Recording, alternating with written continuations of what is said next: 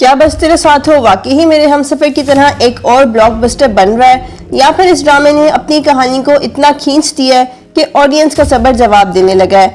एक तरफ ड्रामे की टीआरपीज और यूट्यूब व्यूज जबरदस्त हैं, दूसरी तरफ सोशल मीडिया पर फैंस कैरेक्टर्स और स्लो स्टोरी को लेकर काफी फ्रस्ट्रेटेड नजर आ रहे हैं। तो आखिर इस ड्रामे में क्या हिट है और क्या मिस, चले करते हैं इसका फुल एनालिसिस। बस तेरा साथ हो को शुरू से ही मेरे हमसफर का सीक्वल कहा गया और सिमिलैरिटीज भी पहले एपिसोड से ही नजर आने लगी थी, लेकिन इस पर कहानी में एक इंटरेस्टिंग जेंडर स्वैप कर दिया गया।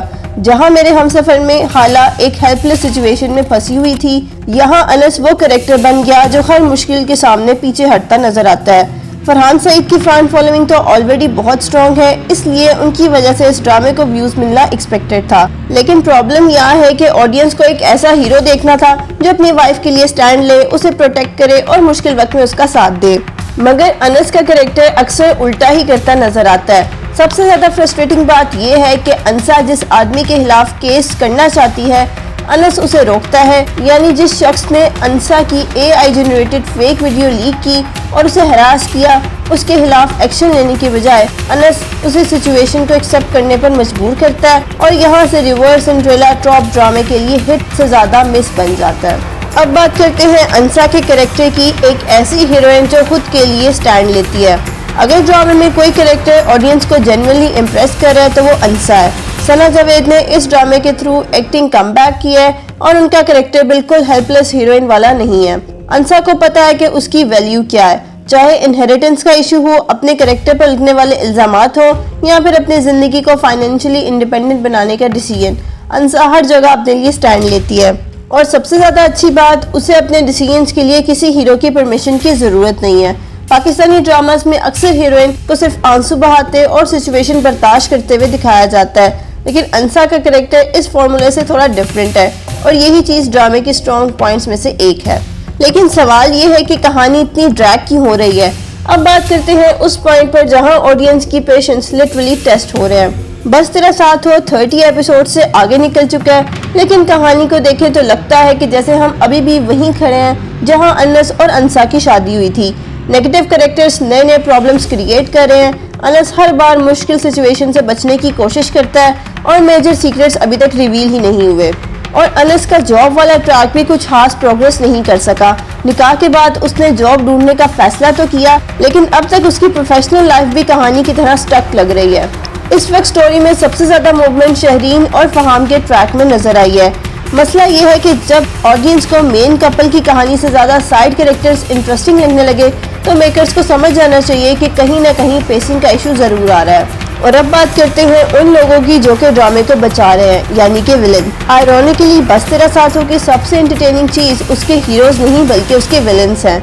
मुरसलीन ताया और उसकी टॉक्सिक फैमिली ने ड्रामे में वो मसाला ऐड किया जो कि ऑडियंस को एपिसोड देखने पर मजबूर करता है। हारिस वहीद का शायान भी एक ऐसा कैरेक्टर बन गया है जिसे ऑडियंस हेट भी करती है और देखना भी चाहती है। शायान ने एक लड़की की फेक AI वीडियो बनाई जो कि ऑब्वियसली उसकी पर्सनैलिटी का बहुत डार्क साइड दिखाती है, लेकिन हारिस वहीद की क्रिस्मेटिक परफॉर्मेंस की वजह से कैरेक्टर स्क्रीन पर आता है और अटेंशन ग्रैब कर लेता है। और फिर शहरीन, जिसे जोया नासिर ने प्ले किया है। शहरीन का ऑब्सेशन, फहाम के पीछे भागना और रिच प्लेबॉय से शादी करने की उसकी डेस्पिरेशन, ये पूरा ट्रैक अब इतना अनप्रिडिक्टेबल हो चुका है कि कई व्यूवर्स को अंसा और अनस की स्टोरी से भी ज्यादा इंटरेस्टिंग लग रहा है। यहाँ तक कि शाजिया और मुरसलीन जैसे कैरेक्टर्स भी कभी कभी लीड से ज्यादा एंटरटेनिंग फील होते हैं। और यही बस तेरा साथ होगा सबसे इंटरेस्टिंग पैराडॉक्स है। जिन कैरेक्टर से ऑडियंस को नफरत होनी चाहिए वही स्क्रीन पर सबसे ज्यादा एंटरटेनिंग बन गया है। फाइनली वो सवाल जिसका जवाब हम सभी को जानना है कि बस तेरा साथ हो एक हिट ड्रामा है या मिस। तो मेरे हमसफर जैसा ब्लॉकबस्टर बनाना किसी भी ड्रामे के लिए इजी नहीं था। उस ड्रामे की पॉपुलैरिटी और सेम क्रिएटिव टीम की वजह से बस तेरा साथ हो से एक्सपेक्टेशंस पहले दिन से बहुत हाई थी। ड्रामे ने ओपनिंग से ही ऑडियंस की अटेंशन ग्रैब की, स्ट्रॉन्ग TRPs हासिल की और यूट्यूब पर भी इम्प्रेसिव नंबर्स मेंटेन किए। लेकिन सिर्फ व्यूज और TRPs किसी ड्रामे के परफेक्ट नहीं बनाते। बस तेरा साथ हो में कुछ चीजें जेन्युइनली हिट है, स्पेशली अंसा का स्ट्रॉन्ग कैरेक्टर, विलेंस की परफॉर्मेंस और कुछ अनप्रिडिक्टेबल ट्रैक्स।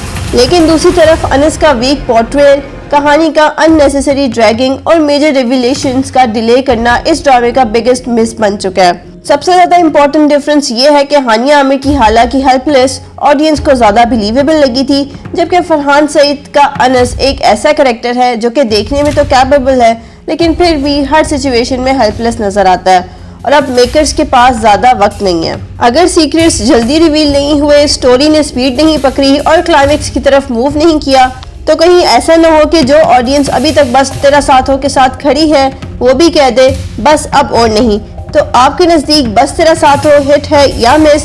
क्या अनस का कैरेक्टर आपको इरिटेटिंग लगता है या आप उसकी सिचुएशन को समझते हैं? और क्या शहरीन और फहाम का ट्रैक मेन कपल से ज्यादा इंटरेस्टिंग हो गया है? अपना ओपिनियन कमेंट सेक्शन में जरूर शेयर करें। वीडियो अच्छी लगे तो उसे लाइक करना और चैनल को सब्सक्राइब करना बिल्कुल मत भूलिएगा।